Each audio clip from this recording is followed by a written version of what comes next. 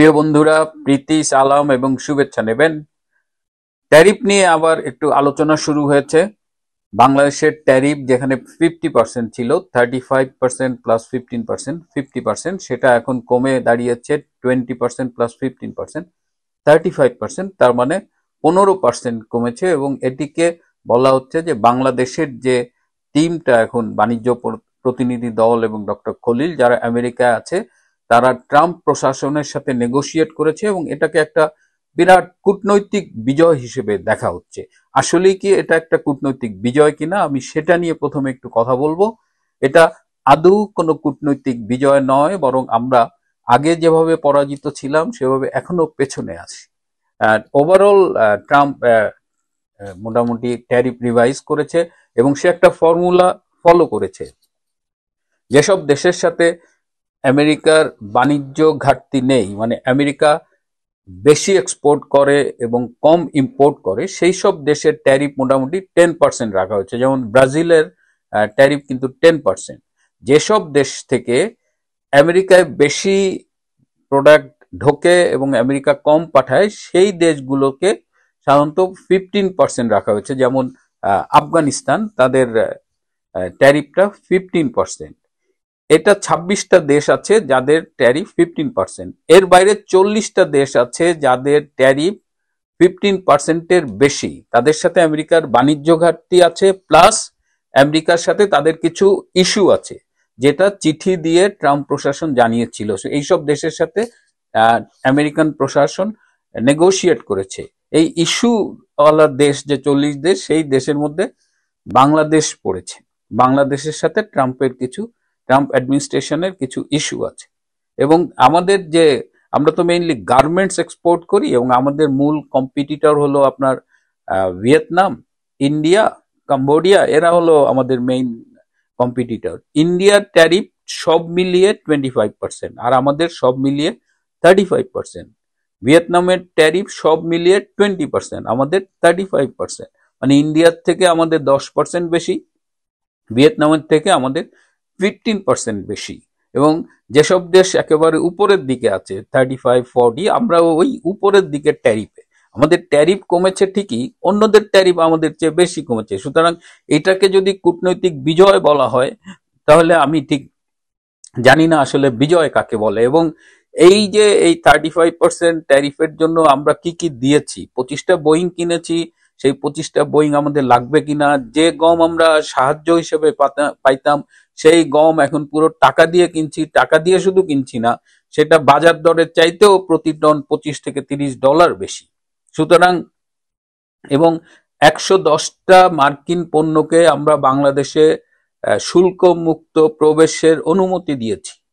সুতরাং আমরা এবং নন ডিসক্লোজার এগ্রিমেন্টের যে বাণিজ্য চুক্তি, তার আন্ডারে যে আমরা কি কি দিয়েছি সেটা সময়ই বলে দেবে। সুতরাং যেসব যারা বলছেন যে এটা কূটনৈতিক বিজয়, তারা বরাবরের মতো জনগণকে আবারও একটা ব্লাফ দিচ্ছেন, জনগণের সাথে প্রতারণা করছেন। এটা হলো ট্যারিফ। এদিকে এই যে ইনুস যে ক্ষমতা এলো, জামাত যে গত বছর একটা ষড়যন্ত্রগুলো, এখন যারা স্বীকার করছে যে এটা জামাত শিবিরের একটা ষড়যন্ত্রের আন্দোলন ছিল জুলাই আগস্ট, সেখানে মানুষকে বিভ্রান্ত করেছে। বিএনপি ফ্রম নোওয়্যার তারা দেখছে যে আরে সরকার তো পড়ে যাচ্ছে, তারা লোক বল দিয়ে এই আন্দোলনটাকে সফল করতে সহায়তা করেছে। তো আসলে এটা ছিল জামাত শিবিরের একটা আন্দোলন এবং এটা এখন তারা স্বীকার করতেছে এবং এটা এখন ওপেন। তো এই জামাত শিবিরকে ব্যাগ দিয়েছে আসলে বাইডেন প্রশাসন আর পাকিস্তানের আইএসআই। কারণ বাইডেন প্রশাসন বাংলাদেশের ব্যাপারে আগ্রহী ছিল বেসিক্যালি বার্মা অ্যাক্টের অধীনে। তারা আমাদের মিয়ানমারের সাথে আমাদের করিডোরটা ইউজ করতে চেয়েছিল এবং এই করিডোর ইউজ করে তারা আরাকান আর্মিকে দিয়ে রাখাইন রাজ্যটা দখল করতে চেয়েছিল। তারা রাখাইন স্টেটে তাদের অ্যাক্সেস চেয়েছিল, বে অফ বেঙ্গলে তাদের প্রেজেন্স এনশিওর করতে চেয়েছিল। এই সব কিছুই কিন্তু মানে বাইডেন প্রশাসন চেয়েছিল। এবং ট্রাম্প শপথ নিয়েছে 20শে জানুয়ারি এই বছরে, এবং ট্রাম্প আসার পরে কিন্তু বাইডেনের পলিসি খুব একটা চেঞ্জ হয়নি। এবং তখন অনেকেই বলতে শুনেছি যে আমেরিকার প্রেসিডেন্ট বদলায় কিন্তু পলিসি বদলায় না। কিন্তু হঠাৎ করে জুলাই মাসে এসে কিন্তু সেই পলিসিতে একটা টান দেখছি। বিশেষ করে এই ট্যারিফের যখন এই হিসাব নিকাশ চলছিল, তখন মিয়ানমারের সামরিক জান্তা জেনারেল মিন অং লাইং, সে কিন্তু ট্রাম্পকে একটা চিঠি লিখেছিল এই ট্যারিফ কমানোর অনুরোধ জানিয়ে, এবং সেখানে সে ট্রাম্পকে অনেকগুলো বিশেষণ দিয়ে প্রশংসা করেছিল। এই প্রশংসা বোধহয় কাজে লেগেছে।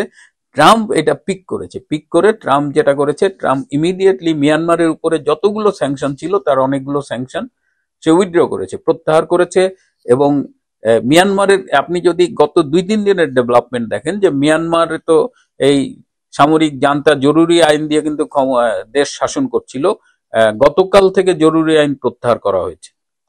গতকাল গতকাল বা পরশুদিন অন্তর্বর্তীকালীন সরকার গঠিত হয়েছে। যদিও এই জেনারেল মিন অং সে প্রেসিডেন্ট হিসেবে আছে, সে প্রধান হিসেবে আছে, এবং ডিসেম্বরের মধ্যে তারা একটা নির্বাচন দেবে। দেখেন কি র্যাপিড চেঞ্জ হয়েছে উইদিন লাস্ট 2-3 ডেজ। হ্যাঁ, এবং তারা, আর আমাদের ইউনুস 1 বছর থেকেও নির্বাচনের কোনো খবর নাই, আর তারা এই 2-3 দিন আগে বলতেছে অগাস্ট মাসে যে ডিসেম্বরে নির্বাচন দিবে। এই যে চেঞ্জটা হচ্ছে, এই চেঞ্জের সাথে কিন্তু ট্রাম্পের একটা ভূমিকা আছে, এবং ট্রাম্প এখন এই আরাকান আর্মি বিচ্ছিন্নতাবাদীদের মাধ্যমে এই রাখাইন স্টেট দখল করা, এগুলো না করে সরাসরি একদম জেনারেল মিন অং এর সাথেই যোগাযোগ করছে। এখন যে এর ফলে হচ্ছে কি, যে আরাকান আর্মি কিন্তু আবার এতিম হয়ে গেছে। এবং আপনারা যদি সর্বশেষ খোঁজ নেন, আরাকান আর্মি যেভাবে যুদ্ধ জয় করছিল, একের পর এক টাউনশিপ জয় করে, একদম লাস্ট 3টা টাউনশিপ ছিল এই মিয়ানমারের জান্তা সরকারের হাতে, এখন কিন্তু পরিস্থিতি আবার ঘুরে গেছে। 4টা টাউনশিপে আরাকান আর্মি পিছু হচ্ছে, এবং আরাকান আর্মিকে তুলোধনা করে দিচ্ছে রীতিমতো যুদ্ধের ময়দানে। সুতরাং ট্রাম্প এদিকে মানে মিয়ানমারের জান্তা সরকার রাশিয়ার সাথে বিজনেস করতেছে, চীনের সাথে বিজনেস করছে, ইন্ডিয়ার সাথে বিজনেস করছে, এখন হয়তো ইন্ডিয়ার সাথে করবে। সো ট্রাম্প তার শেয়ারটা পেয়ে গেছে। সো বাংলাদেশের ওই করিডোরটা এখন আর ট্রাম্প প্রশাসনের দরকার নেই। সুতরাং যে কারণে ইউনুসকে তাদের দরকার ছিল যে হিউম্যান করিডোর, সেই হিউম্যান করিডোরের গুরুত্বটা কিন্তু এখন আর নেই। সুতরাং এই দিক থেকে ইউনুসকেও এখন আর ট্রাম্পের খুব বেশি দরকার নেই, যে কারণে এই ট্যারিফ কিন্তু খুব একটা কমায় নাই। আমাদেরটা কমাইছে, কিন্তু অন্যদেরটা আমাদের চেয়ে বেশি কমাইছে। সুতরাং আমরা যে খুব খুশি হব, কিংবা দালালরা যে বলতেছে কূটনৈতিক বিজয়, এতে খুশি হওয়ার মতো কিছু নাই। দালালদের কাজ দালালি করা, সেটা তারা করছে। এদিকে আরো কিছু সমস্যা হয়েছে, যে এই যে ইউনুস ক্ষমতায় আসার পর এবং আগে, এই যে নরসিংদী জেল ভেঙে জঙ্গিরা পালিয়ে গেছে, ক্ষমতায় আসার পরে মোরাললেস সব জঙ্গিকে সে মুক্তি দিয়ে দিয়েছে, এবং সর্বশেষ যে জঙ্গি ফারাবি তাকেও ছেড়ে দিয়েছে 2-1 দিনের মধ্যে।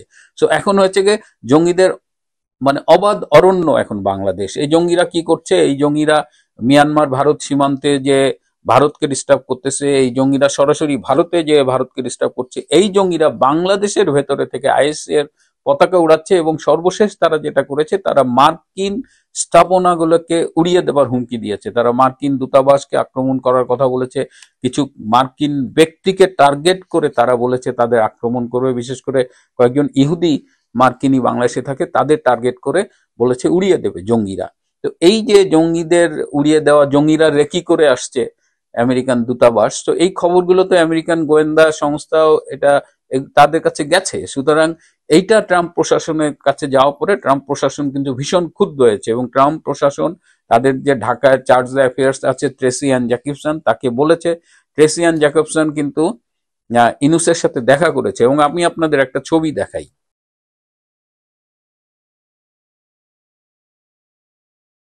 এই ছবিতে আপনারা একটু দেখেন, ডক্টর ইনুস সাধারণত ছবিতে তিনি হাসি হাসি মুখ করে থাকেন। এই ছবিতে দুজনের একটু দরকার আবার পিছনে গিয়ে দেখেন, যে ট্রেসির মুখের ছবি দেখেন এবং ডক্টর ইনুসের ছবি দেখেন। সাধারণত এইসব ছবিতে বেস্ট ছবিটাই দেওয়া হয়। তাহলে বুঝতেই পারছেন যে কি অবস্থা। আমেরিকা এই যে এই জঙ্গির পৃষ্ঠপোষকতায়, এটা আমেরিকা খুব রিয়াক্ট করছে, যে কারণে ডক্টর ইনুস বলেছে যে জঙ্গিবাদের প্রতি তার সরকারের zero tolerance, which is simply a lie. এটা আমেরিকা জানে, এটা আমরা জানি, আমরা সবাই জানি। সো এই সব মিলিয়ে এই যে ইন্টারন্যাশনাল খেলোয়াড় দাবিদার আমাদের ডক্টর ইনুস, তার কিন্তু আমেরিকার সাথে যে সম্পর্ক, সেটা কিন্তু নড়বড়ে হয়ে গেছে। এবং আমেরিকা এই প্রায় 6 মাস হয়ে গেল পল কাপুরের এখানে দায়িত্ব পাওয়ার কথা ছিল, পল কাপুর এখনো দায়িত্ব নেননি, আদৌ নেবেন কিনা সেটাও আমরা জানি না। বাংলাদেশে আমেরিকান অ্যাম্বাসেডারও নাই। তারপরেও এই যেহেতু ইন্ডিয়ার সাথে আমেরিকা নেগোসিয়েশন করছে, তাদের একটা প্রতিরক্ষা চুক্তি করার কথা, তো এই সব কারণে এই বাংলাদেশও ন্যাচারালি চলে আসছে। এদিকে পাকিস্তানের সাথেও একটা সম্পর্ক হয়েছে, ট্রাম্প প্রশাসনের, বিশেষ করে ইরানকে আক্রমণের সময় তারা পাকিস্তানের ভূমি ব্যবহার করেছে। সব মিলিয়ে ট্রাম্প বাংলাদেশের দিকে নজর দিয়েছে। এবং আমি সবসময় বলার চেষ্টা করেছি যে ডক্টর ইউনূসের সাথে ট্রাম্পের একটা ব্যক্তিগত হিসেব আছে। সেই হিসেবটাও যদি আমরা কনসিডারেশনে নেই, তাহলেও ইউনূসের জন্য কোনো সুখবর নেই। এখন কথা হলো যে ইউনূস এখন কি করবে। ইউনূস তো মূলত আমেরিকা এবং পাকিস্তানের একটা ষড়যন্ত্রের ফল হিসেবে এখানে আসছিল। তো সেই জায়গাগুলো এখন ঝুঁকিপূর্ণ হয়ে গেছে। ইউনূস কি আদৌ ক্ষমতায় থাকতে পারবে কিনা। এখন ইউনূস চেষ্টা করছে যে সে যত দ্রুত সম্ভব একটা নির্বাচনের তারিখ ঘোষণা করে নির্বাচন করে চলে যেতে। এখন সেই ইউনূসের সেফ এক্সিট নিয়ে কিন্তু এখনো ঐকমত্য হয়নি। আমেরিকাকে সে কনভিন্স করার চেষ্টা করছে। ডক্টর খলিল এই মুহূর্তে আমেরিকা আছে, তারা চেষ্টা করছে যে ডক্টর ইউনূস একটা ইলেকশন দিয়ে চলে যাবে। এদিকে আর্মির ভূমিকা নিয়েও অনেকেই, আর্মি তো এখন বিশ্বব্যাপী বিতর্কিত, বাংলাদেশের আর্মির ভূমিকা বিতর্কিত। এবং ডক্টর জেনারেল ওয়াকার যে আর্মিকে কোথায় নামায় দিয়ে গেল, যখন ওয়াকার চলে যাবে তখন মানুষ বলবে। এখন তো চিফ আছে, অনেক কিছুই বলে না, কিন্তু আর্মির এত বড় সর্বনাশ নিকটটা অতীতে কেউ করেনি। সো জেনারেল ওয়াকার কতদিন থাকবে আমি জানি না, এটা আপনারা দেখতে পারবেন। ডক্টর ইউনূস ইলেকশন করে যেতে পারবে কিনা এটাই এখন প্রশ্ন। আমেরিকাকে তিনি কনভিন্স করার চেষ্টা করছেন, কিন্তু আমাদের আশেপাশের দেশগুলো ডক্টর ইউনূসকে সেই সুযোগটা দিতে যাচ্ছে না। আওয়ামী লীগ ইউনূসের অধীনে নির্বাচন করবে কিনা এটা নিয়েও একটা বিষয় আছে। সোফার আই নো আওয়ামী লীগ ইউনূসের অধীনে নির্বাচনে আগ্রহী নয়। তো সব মিলিয়ে ইউনূস কিন্তু এখন খুব বাটে আছে। এবং আপনারা দেখবেন যে এই যে মেজর সাদিকের একটা গল্প ফাঁদিয়ে এই আগামী 10-12 দিন একটা স্টিম রোলার, আবার আওয়ামী লীগের উপরে স্টিম রোলার চালাচ্ছে। এই স্টিম রোলার যতবার চালাচ্ছে বুঝবেন সে তার তত ভয় বাড়ছে। যতবার সে ভীত হচ্ছে ততবার সে আওয়ামী লীগের উপরে ঝাঁপিয়ে পড়ছে এবং মনে করছে যে আওয়ামী লীগ ভূত তাকে পেয়েছে, সেই আওয়ামী লীগের হাত থেকেই সে রক্ষা পাচ্ছে। সুতরাং এখন দেখার বিষয় যে আমেরিকা তাকে আর ফেভার করছে না, আমেরিকার পলিসিও অনেক চেঞ্জ হয়ে গেছে। এখন ইউনূস আমার মনে হয় না যে খুব বেশি সুবিধা করতে পারবে। প্রিয় বন্ধুরা, আজ এ পর্যন্তই। ভালো থাকবেন, সুস্থ থাকবেন, তার চেয়েও জরুরি হলো নিরাপদে থাকবেন। সবাইকে অনেক ধন্যবাদ।